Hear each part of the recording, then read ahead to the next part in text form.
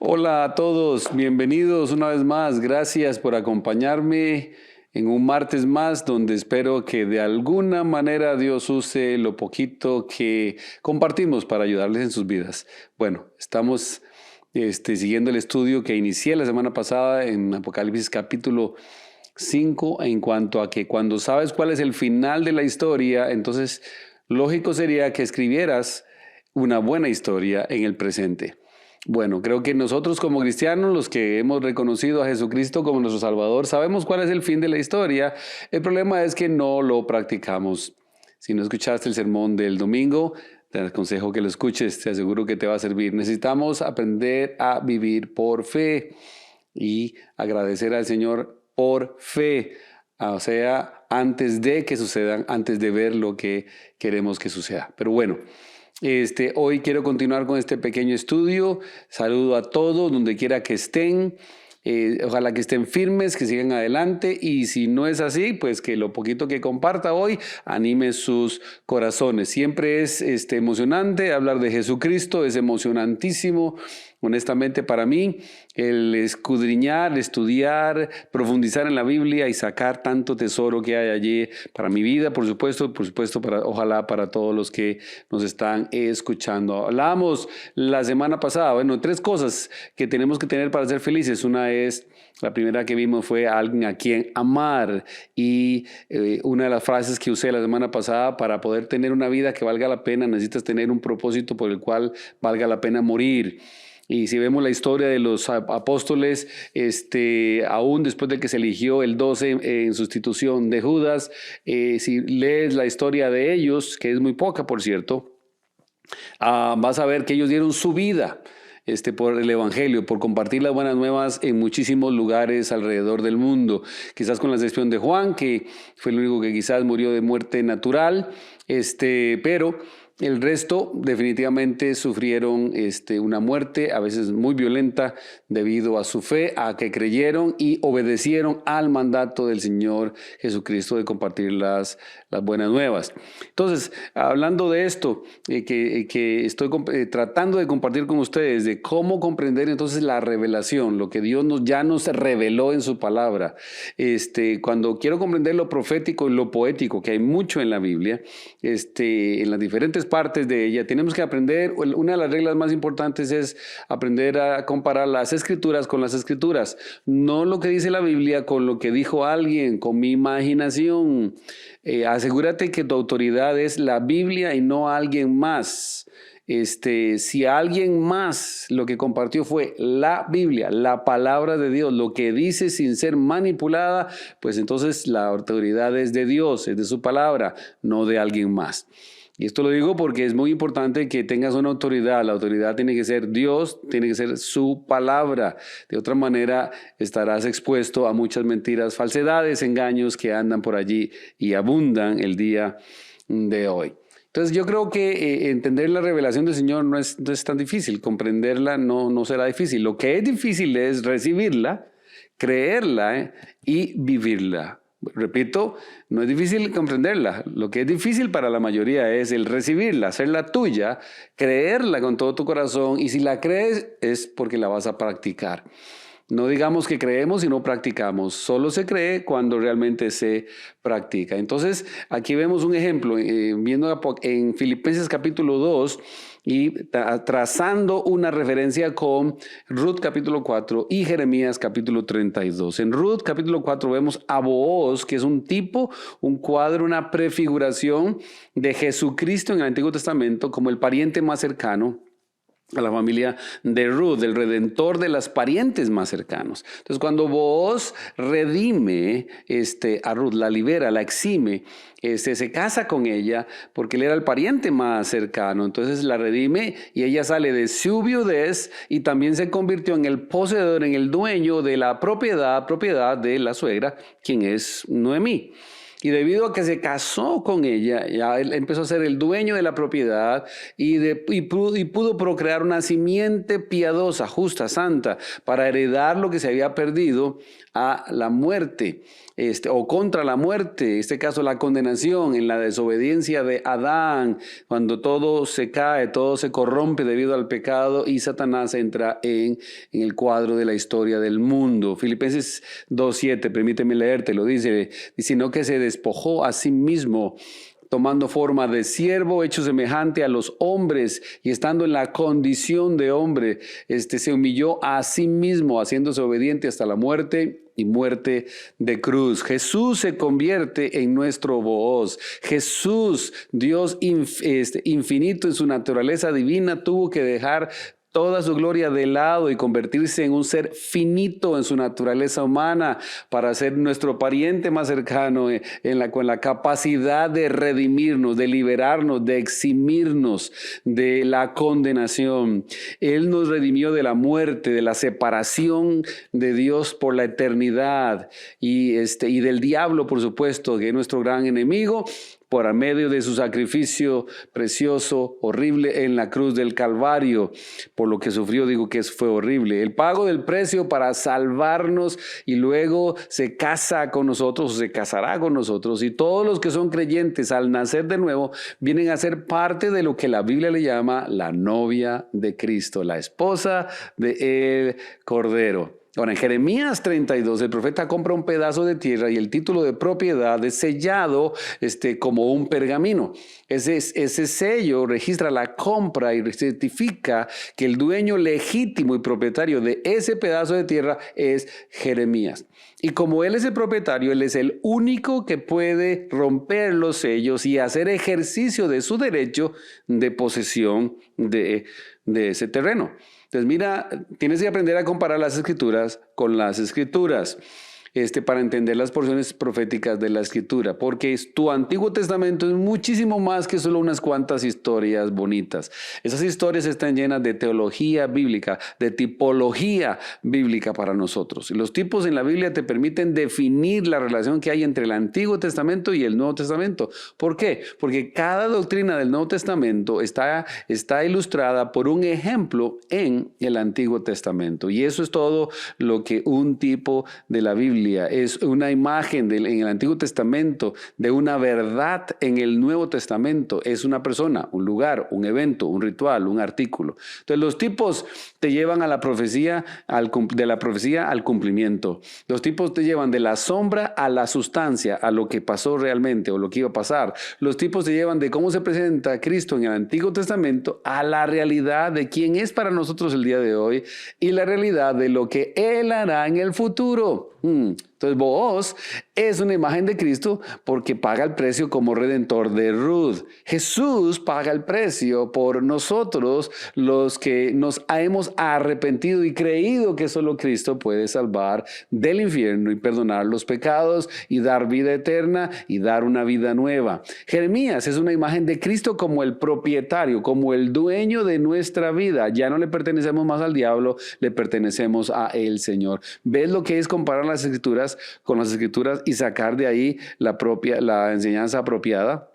Así que en Apocalipsis capítulo 5, lo que estamos presenciando con Juan es que el que es digno está reclamando su propiedad del planeta Tierra, hablando del Señor Jesucristo. Porque Satanás ha usurpado la autoridad de Cristo en este planeta y cada día los puedes ver más. Todas las instancias, la mayoría gubernamentales, Hollywood, Disney, todo lo que es los noticiarios, la ONU, y voy a poder darles una lista inmensa de cómo el diablo está usando todos estos aparatos, estas personas, para meter en la vida de todo el mundo una agenda que va en total y completamente en contra de Dios. Y tenemos que pararnos firmes y tenemos que aprender a luchar, recordando que somos más que vencedores, que si estamos con Cristo somos más que vencedores, no somos perdedores, somos ganadores. Y tenemos el poder del Espíritu Santo para ir y predicar las buenas nuevas para que la gente sea liberada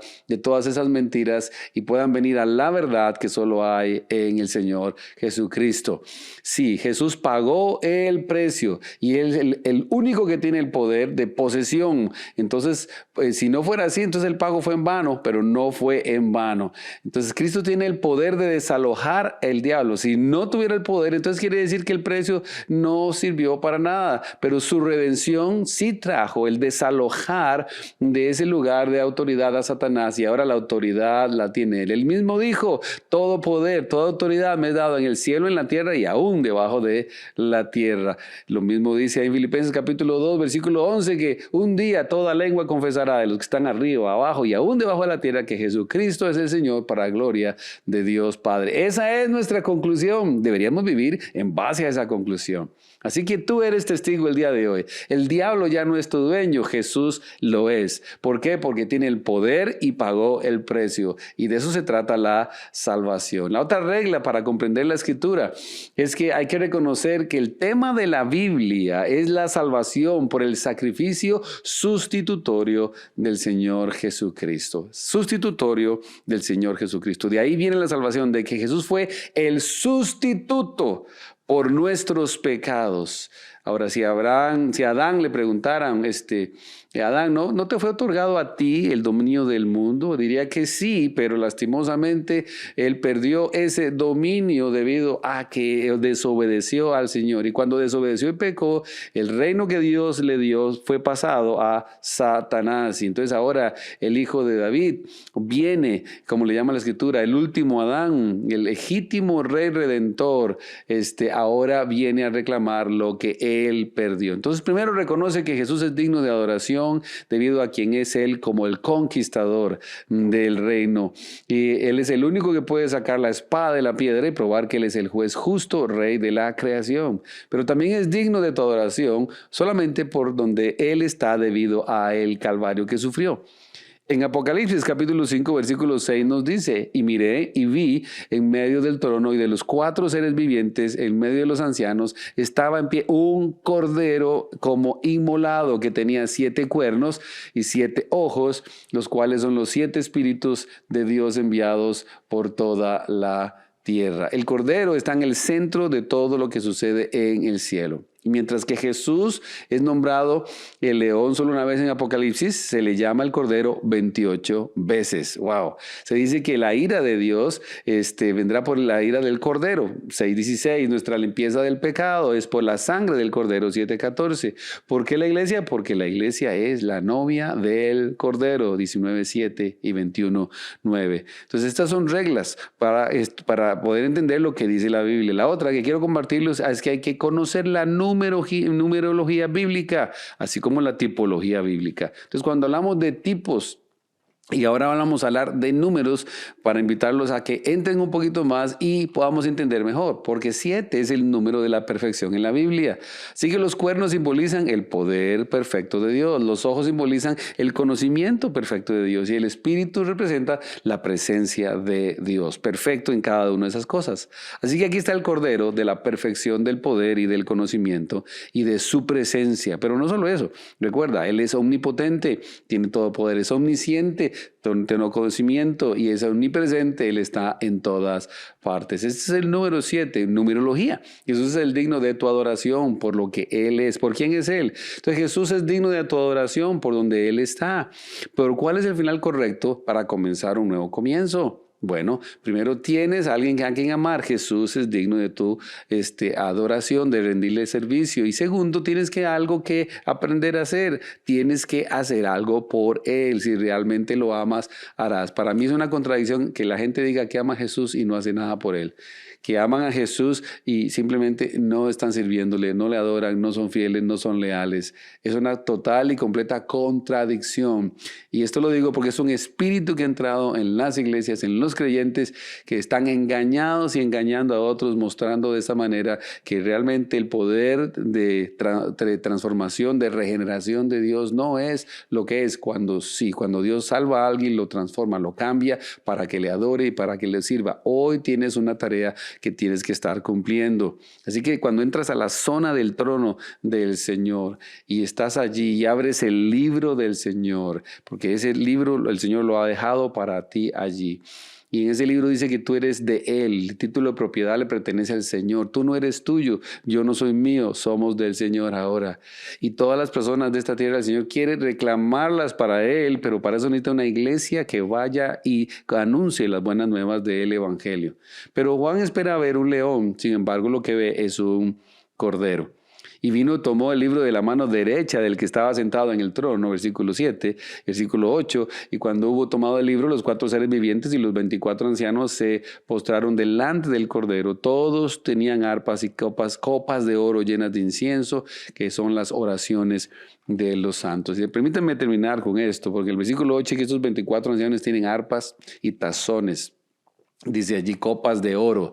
Las arpas es lo que ayuda a adorar. Los salmos fueron cantados o tocados o compuestos con arpa. Las copas están llenas de olores, de incienso, que son las oraciones que le están rindiendo a el Señor. Y esto es importante también, porque mira lo importante que es la adoración. Y cuando estamos hablando de adoración, todo el mundo lo mete en música. Pero sí, la música es muy importante. La adoración no es solo música, es una de las pequeñas partes de la adoración. Sin embargo, la importancia de adorar al Señor, la importancia de como individuo adorar a Dios y como corporación, como iglesia, como comunidad, estar juntos adorando al Señor. Eso lo tocaba yo el domingo pasado un poquito. Pero esto es adorar al Señor. Y el Señor dice que estos hombres tenían allí, o estos ancianos tenían arpas, estaban adorando al Señor y copas llenas de oro de incienso, que son las oraciones. Lo importante de adorar y de orar. Nunca debes de dejar de adorar a Dios, de cantarle a Dios, porque esto es adorarle a Él, decirle quién es, lo que Él ha hecho, lo que representa, y que sea también canciones de testimonio para que otros escuchen, y de orar por ti, por otros, por este mundo que necesita tanto del Señor Jesucristo. En el Salmo 56, los ancianos mismos eran un ministerio de la sinagoga y de la iglesia. Hay 24 de ellos para que 12 como las tribus que representan a los judíos o cristianos judíos, y 12 para representar a todos los demás, en los demás continentes y subcontinentes, los gentiles que llama la Escritura. Estas son 2 cosas que representan nuestra alabanza y nuestras oraciones. Entonces, esto es importante para Dios, debería ser importante también para ti. Tus oraciones son parte del propósito eterno del Señor. Dios es un Dios que escucha la oración. Salmo 56, 8 dice, tú has tomado en cuenta mi vida errante, pon mis lágrimas en tu frasco. ¿Acaso no están en tu libro? Entonces los quiero dejar allí el día de hoy, recordándoles que la oración es importantísima.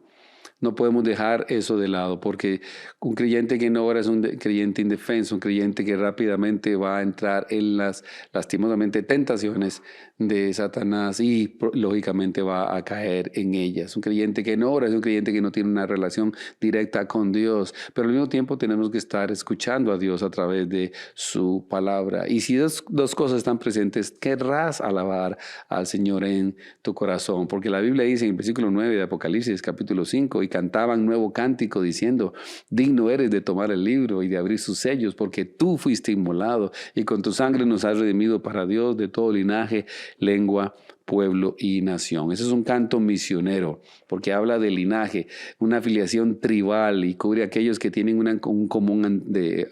algo en común o un común antepasado. Lengua significa aquellos que comparten un idioma común, incluso si no están relacionados. Pueblo significa aquellos que no tienen una cultura, un común. Y naciones significa aquellos que se sientan bajo una regla común o gobierno. Y Dios quiere que entiendas que el Evangelio es para todos. Y la misión tuya y la misión de la iglesia es justamente esa, ir y llevar el Evangelio a todas esas personas. ¿Por qué? Porque el versículo 10 dice, y nos ha hecho para nuestro Dios reyes, sacerdotes, y reinaremos sobre la tierra. Y hablaremos de esto la próxima semana. Les animo para que esta semana, si están por acá, nos visiten, sea a las 10 o a las 12. Envía esto a alguien que quizás quieres que nos visite para que escuche un poquito de lo que enseñamos en la iglesia. No solo eso, recuerde, como siempre, envía un texto a alguien para animarle. No solo eso, ora por alguien, ora con alguien. Haz algo por alguien que no puede devolverte el favor. Ama a alguien, da un buen testimonio. Haz lo que tienes que hacer para que alguien venga, escuche y vea el amor del Señor. Así que esta semana sea una semana bonita para todos, una semana llena de la presencia de Dios, una semana de adoración, una semana de lectura, una semana de crecimiento, una semana de testimonio. Un abrazo para todos, que Dios los bendiga y nos vemos si Dios lo permite. Si vienes por acá el domingo estaremos allí, si Dios lo permite, y si no, lo puedes ver por internet, ya sea en Facebook o en YouTube, lo mismo los martes. Un abrazo para todos, buenas noches, chao.